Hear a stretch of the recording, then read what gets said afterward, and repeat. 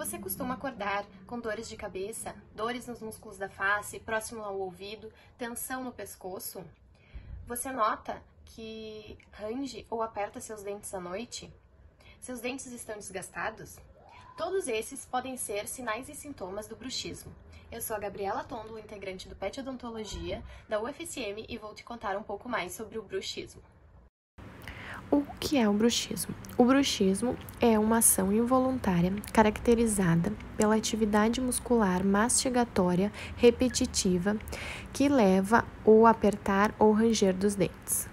Lembrando que, por ser uma atividade muscular, não é necessário ter dentes para ter bruxismo.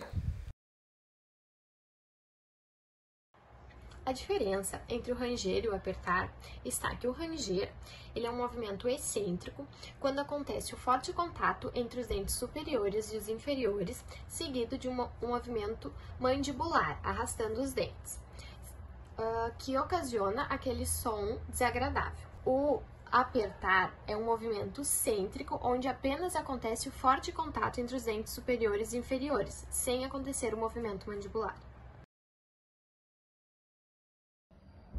Qual a etiologia do bruxismo? Nós sabemos que a etiologia é uma condição complexa, ou seja, as causas elas podem ser multifatoriais. Podem ser desde distúrbios neurológicos, distúrbios emocionais, como medo, estresse, ansiedade, até mesmo distúrbios do sono, além de refluxo gástrico, genético, cafeína, excesso de cafeína, tabaco, álcool, drogas. Por isso, é muito importante o paciente estar assistido por uma equipe multidisciplinar.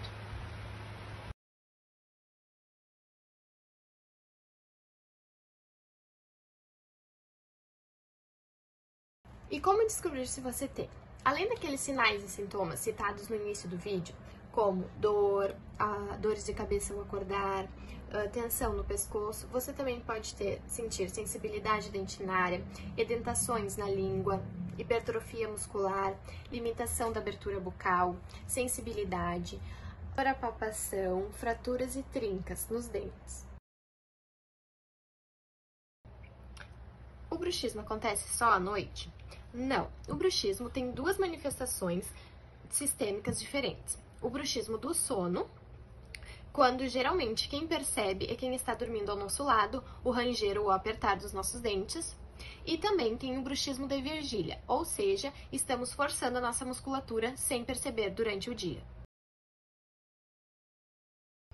Agora, como profissional, o cirurgião dentista vai dar o diagnóstico. Então, primeiramente é feita uma anamnese detalhada, perguntando sobre seus hábitos, sua alimentação, sua personalidade e quais medicamentos você toma. Depois é feito um exame clínico detalhado com inspeção e palpação e também utilizado radiografias.